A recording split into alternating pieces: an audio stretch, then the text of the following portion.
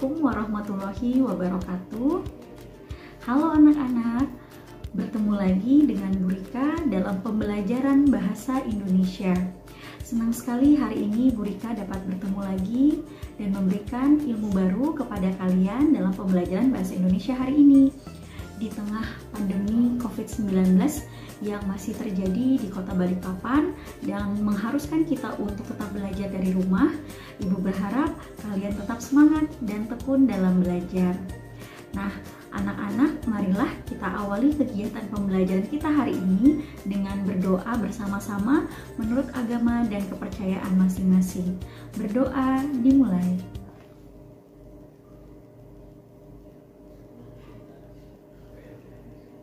Berdoa selesai.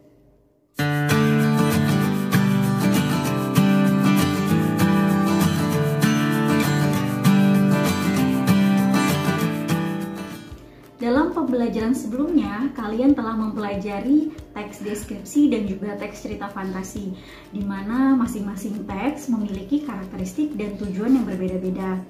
Pada pembelajaran hari ini, kalian akan belajar tentang teks prosedur dengan materi mengidentifikasi teks prosedur.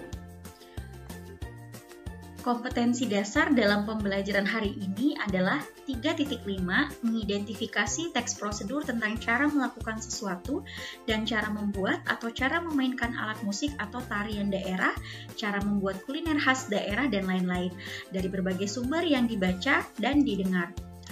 Nah, adapun tujuan pembelajarannya adalah setelah membaca dan mencermati contoh-contoh teks prosedur, peserta didik dapat mengidentifikasi teks prosedur tentang cara melakukan sesuatu dan cara membuat sesuatu dari berbagai sumber yang dibaca dan didengar.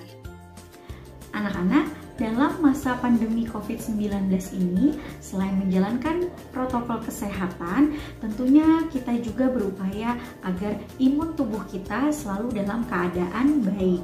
Nah, salah satunya adalah dengan mengkonsumsi makanan dan minuman yang bergizi. Salah satu makanan atau minuman yang dapat meningkatkan imunitas kita adalah makanan atau minuman olahan jahe, karena jahe dipercaya dapat meningkatkan kekebalan tubuh.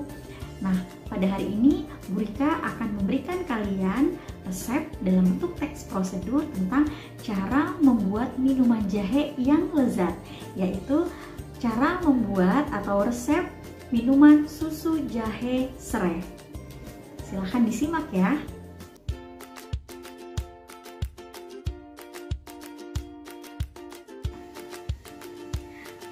Nah, ini adalah bahan-bahan untuk membuat susu jahe serai.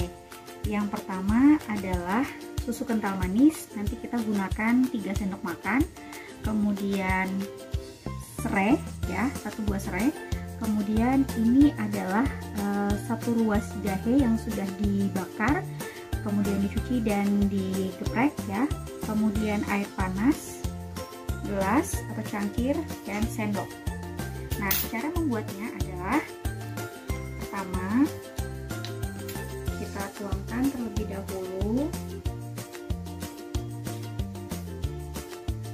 3 sendok ya susu kental manis.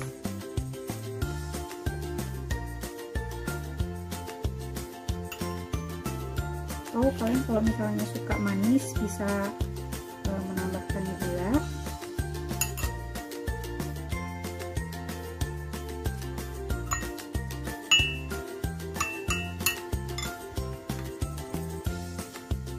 Itu masukkan jahe yang sudah dibakar dan digeprek, lalu kita tambahkan 1 buah serai dan kita tuang, ini kurang lebih 180 ml air panas ya.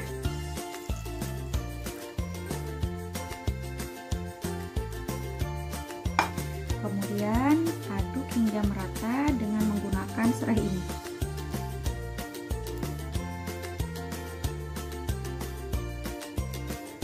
Nah, jika kalian suka manis, kalian bisa menambahkan setengah sendok makan gula pasir.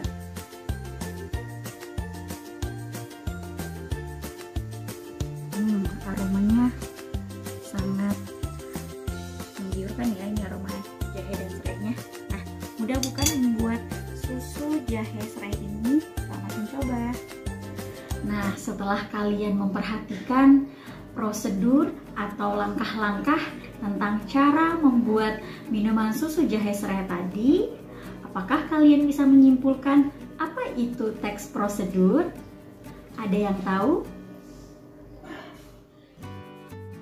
Nah, jadi teks prosedur adalah teks yang berisi tujuan dan langkah-langkah yang harus diikuti agar suatu pekerjaan dapat dilakukan. Cara membuat minuman susu jahe serai yang tadi sudah kalian cermati adalah salah satu contoh teks prosedur cara membuat sesuatu. Nah, di dalamnya kalian harus mengikuti langkah-langkah tersebut agar mencapai tujuan. Tujuannya adalah untuk menghasilkan minuman susu jahe serai yang menyehatkan. Jadi teks prosedur itu isinya adalah langkah-langkah ya atau petunjuk yang harus diikuti agar sebuah tujuan dapat tercapai. Nah, teks prosedur itu disebut juga dengan bahasa petunjuk. Kalian bisa menemukan teks prosedur di sekitar kalian loh. Kalian bisa menemukannya di buku resep masakan, kemudian di dalam beberapa kemasan makanan cepat saji, juga kalian bisa melihat petunjuk cara mengolah makanan tersebut.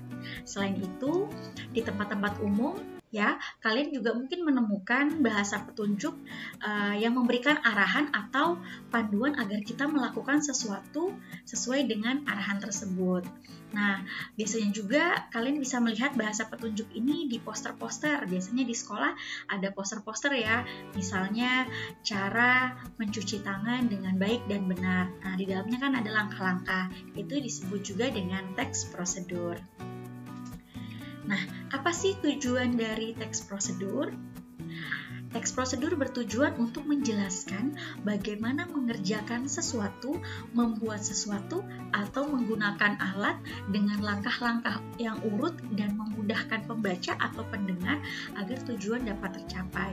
Sehingga di dalam teks prosedur itu kita benar-benar harus mengikuti langkah-langkahnya yang sesuai agar kita dapat mencapai tujuan yang diharapkan. Nah, jenis-jenis teks prosedur berdasarkan tujuannya itu ada 3. Yang pertama, teks prosedur untuk memandu cara menggunakan suatu alat.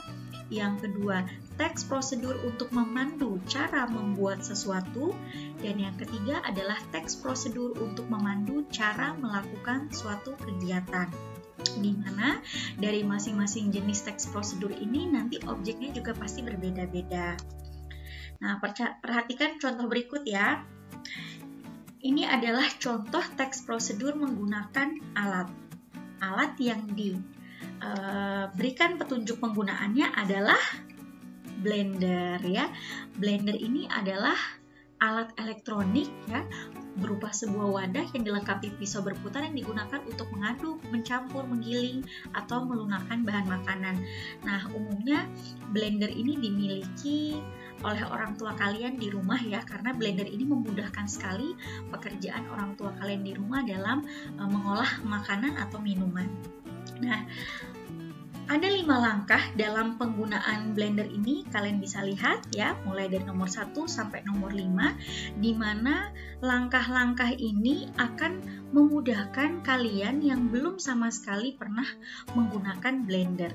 Jadi jika kalian mengikuti langkah-langkah ini dengan urut, maka tujuannya akan tercapai. Apa tujuannya? Tujuannya adalah untuk menggunakan blender dengan benar, seperti itu. Jadi kalau teks prosedur menggunakan alat, maka fokusnya adalah bagaimana cara menggunakan alat tersebut dengan benar. Kemudian ini adalah contoh teks prosedur cara membuat sesuatu. Nah, kalau cara membuat sesuatu berarti ada produk yang dihasilkan. Produk yang dihasilkan di sini adalah jus mangga jelly. Wah, seger banget nih kayaknya ya, apalagi kalau kalian belajarnya siang-siang nih. Jadi di dalam teks prosedur membuat sesuatu ini berbeda dengan teks prosedur menggunakan alat ya. Kalau teks prosedur menggunakan alat di sini tidak mencantumkan bahan-bahan yang dibutuhkan. Sedangkan kalau dalam teks prosedur membuat sesuatu ya, di sini dicantumkan bahan-bahan yang dibutuhkan untuk membuat produk tersebut. Nah, setelah bahan-bahan barulah dijelaskan cara membuat produk tersebut. Nah, umumnya jenis teks prosedur cara membuat sesuatu ini kalian bisa temukan dengan mudah di resep masakan, baik di buku resep masakan yang tercetak maupun di dalam aplikasi-aplikasi resep masakan ya. Di kemasan makanan tertentu seperti produk mie instan, nah kalian juga bisa melihat di dalamnya, di baliknya ya, itu ada prosedur untuk memasaknya. Itu juga salah satu contoh teks prosedur cara membuat sesuatu. Dan yang ketiga adalah contoh teks prosedur cara melakukan sesuatu. Maksudnya di sini adalah cara melakukan sesuatu itu bebas ya. Jadi dia bukan menghasilkan barang, bukan juga untuk menggunakan alat, tapi teks prosedurnya ini adalah memberikan petunjuk kepada kalian untuk melakukan sesuatu dengan benar. Contohnya, cara mencuci tangan dengan benar. Kita sama-sama praktekkan ya. Jadi, kalian basahi tangan dulu dengan air. Kemudian, langkah yang kedua adalah tuang sabun secukupnya ke permukaan tangan. Yang ketiga, kalian menggosok telapak tangan satu ke telapak tangan yang lainnya. Ya, kemudian yang keempat adalah kalian menggosok punggung tangan, ya, punggung tangan. Kemudian yang kelima adalah membersihkan sela-sela jari, ya, sela-sela jari. Kemudian menggosok punggung jari ke telapak tangan dengan posisi jari saling bertautan, ya. Kemudian yang ketujuh adalah kalian genggam ibu jari dengan posisi memutar seperti ini, ya. Kemudian yang kedelapan, gosok bagian ujung jari ke telapak tangan agar bagian kuku terkena sabun. Nah, seperti ini. Ya. Kemudian yang kesembilan, kalian bilas dengan air bersih, dikeringkan dengan tisu atau lap sekali pakai, ya. Kemudian gunakan tisu untuk menutup keran, terutama jika kalian menggunakan pencucian tangan di tempat umum. Nah, setelah itu barulah tangan kalian benar-benar bersih. Nah, anak-anak, untuk prosedur melakukan sesuatu ini, kalau prosedurnya kalian lakukan secara acak, maka tujuannya tidak dapat terpenuhi. Misalnya, kalian akan mencuci tangan. Jika kalian menggunakan sabun dulu kemudian air, maka hasilnya akan kurang maksimal, karena prosedur yang benar adalah membasuh tangan dulu dengan air, kemudian baru memberikan sabun, seperti itu ya. Nah, berikutnya Bu Rika akan menjelaskan tentang ciri-ciri teks prosedur. Ciri-ciri teks prosedur ada 7. Yang pertama, teks prosedur berisi langkah-langkah. Seperti yang kalian pelajari tadi, bahwa di dalam teks prosedur harus memuat langkah-langkah yang berupa panduan untuk menggunakan alat, melakukan sesuatu, atau membuat sesuatu. Yang kedua, teks prosedur itu juga harus bersifat informatif. Informatif itu artinya memberikan informasi kepada kita selaku pembaca atau pendengar. Yang ketiga, dijelaskan secara terperinci. Nah, ini ciri yang menonjol ya dari teks prosedur, bahwa teks prosedur itu harus dijelaskan secara terperinci. Misalnya, ini ada teks prosedur cara membuat sesuatu, maka harus dirincikan bahan-bahannya dengan jelas berapa takarannya. Misalnya akan membuat jus mangga tadi ya, berapa buah mangganya, berapa sendok gulanya, berapa banyak airnya, dan seterusnya. Itu adalah ciri bahwa teks prosedur harus dijelaskan secara terperinci. Kemudian ciri yang keempat adalah teks prosedur itu harus bersifat objektif. Yang kelima, dalam teks prosedur harus menggunakan kalimat yang jelas, singkat, dan logis. Jadi teks prosedur itu tidak boleh menggunakan bahasa yang terlalu panjang ya, kalimat terlalu panjang, karena nanti akan membingungkan pembaca untuk mengikutinya. Jadi harus menggunakan bahasa yang jelas, singkat, dan logis atau masuk akal. Kemudian yang keenam, di dalam teks prosedur terdapat langkah yang berkelanjutan disertai penjelasan.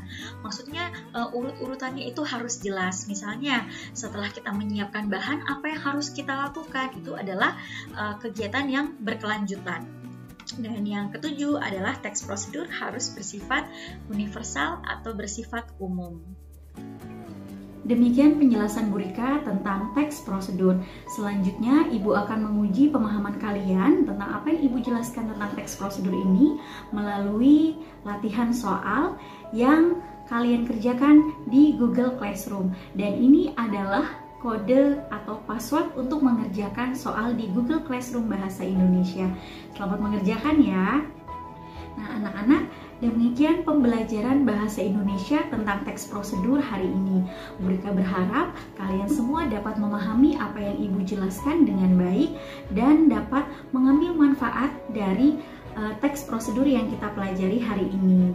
Sampai jumpa di pertemuan berikutnya ya. Tetap jaga kesehatan, rajin mencuci tangan, menggunakan masker saat berada di luar rumah, menjauhi kerumunan, dan tetap berada di dalam rumah dan tidak keluar rumah jika tidak ada hal-hal yang tidak penting ya. Sampai berjumpa di pertemuan berikutnya. Wassalamualaikum warahmatullahi wabarakatuh.